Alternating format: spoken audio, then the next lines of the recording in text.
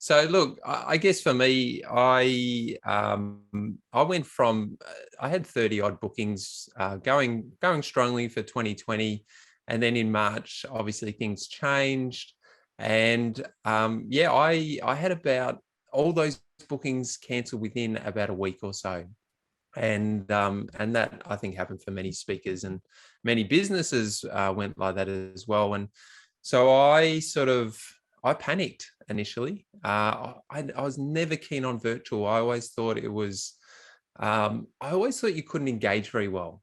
So I was always a bit sort of hesitant and Yeah. tentative. I actually remember Pepsi engaging me for a virtual session, and I sort of tried to put it off quite like it was like 2019 sort of thing, and they said, "Oh, can you come do this?" And I said, "Do you really can I not come into Sydney and do it?" And anyway, the funny thing is that 18 months later, I was coaching them in how to, or they came to a training in how to do it virtually.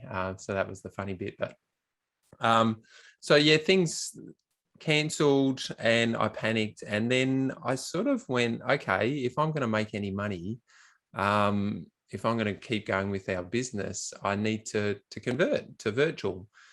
So at that time, I decided I was going to get really good at it. I thought, well, if I'm going to do this, I always like my trainings to be really high quality, excellent trainings, engaging, educational, and fun. And I thought, well, I need to study. I need to work this out. I need to um, work out who's really good at this. And I found some people in Hong Kong, in India, in America who were really doing this really well. So I started with them. And so I started getting good at it and started practicing. And then I thought, well, I need to practice with people, not just with with myself.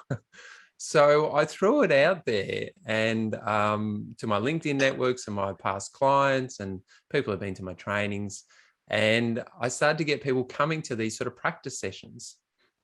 And so they were 60-minute or 90-minute. And it was really, my main intent was to get good at it and allow other people to practice as well. And what happened there was that a few L&D people come and they said, well, it looks like you know what you're doing. Can you come and run some training for us? And that's sort of how it started. And then others asked, and then I got repeat business. And yeah, so I ended up doing 101 trainings virtually last year. Which is phenomenal, really, when you think of like where you came from after the disappearance of everything. You know, like Yes, all of us, you were at a standing start. that's right. But do you know what, Leanne? I think for me, I had to embrace virtual. Um, I think if we don't do that, it's really hard to it's hard to get excited about it. You know, Yeah. that was the thing for me, is that I had to go from didn't want to do it to, okay, I need to do it to, hey, I'm going to embrace this stuff. I'm going to learn it. I'm going to play with it. I'm going to invite others. I'm going to get good at it. And because I really set myself the goal to be better than face to face, which is a pretty big goal. Just because you've embraced it doesn't mean you've got it, all the skills down pat, right? Yeah.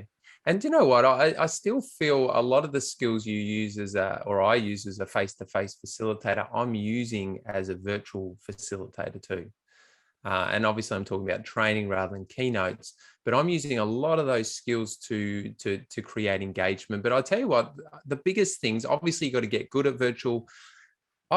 There's so many apps out there. There's probably hundreds and hundreds, and I've looked at a number of, not all of them, but I've looked at quite a few. But what I've found is that you really need 4 or 5 really good ones, like Menti, like Jamboard, uh, like Snap Camera. I just love Snap Camera You do love that. because it adds an element of fun. I think the biggest thing I've learned about virtual, because I've converted 14 courses now from face to virtual, is that you need to mix it up a lot more frequently. So we need to use breakout rooms. We need to use annotate. That one of the problems with speakers and with trainers at the beginning is that many of us thought, we could get in front of a camera, and as long as we had good lighting, a decent microphone, that we could do what we did on stage or in front of a room. One of the biggest things, this is in my opinion, and I see lots of people, Scott, Yep. that separates you from the rest, okay, is that you've gone back to the basics and you've redone your courses Yep. for the virtual environment. Yeah. This is the crux of it. It's not just about using, Yeah. tank on your head.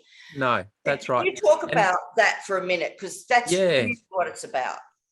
Yeah. So as I said, I've converted 14 courses, and it's really an interesting process. I'm writing one at the moment. I've got in a couple of days, but also helped ANZ. They've got something called a money-minded program, and helping people in the community with being empowered with money. So it's a big course. It's I think they had 5 sessions of a couple of hours each, and so they just asked me, can you help us convert it? So it's really interesting going through someone else's material and going, because all I'm looking at all the time is how do I keep people engaged?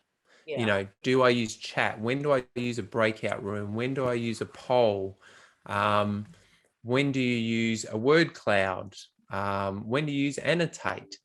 And how the biggest thing I probably found is how frequently you need to change what you're doing. Give us an idea of last year and this year with the number of trainings that you've been able to book now that you've got something that you can offer. Yeah, so it's just continuing on because people find them really helpful and beneficial. So I did 100 last year. I'm up to 153 now. I think I've done virtual trainings. I've done another 50 or so this year, and yeah, I'm pretty booked for the next 3 or 4 months.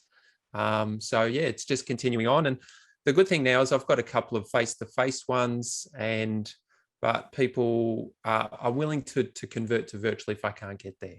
And that's been a real plus as well. So that's what I say. Look, if I can't get there, I want to get there. If I can't get there, are you willing to convert to virtual? And then that opens that up, and that means that booking isn't postponed.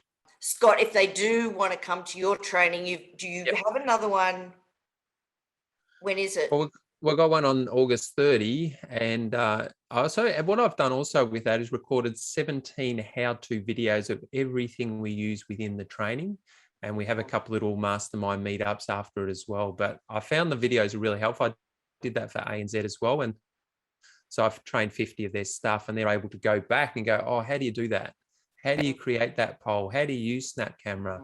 How do I do the Jamboard? How do I create? So they've got all those tools that you can utilize and reinforce after the session as well.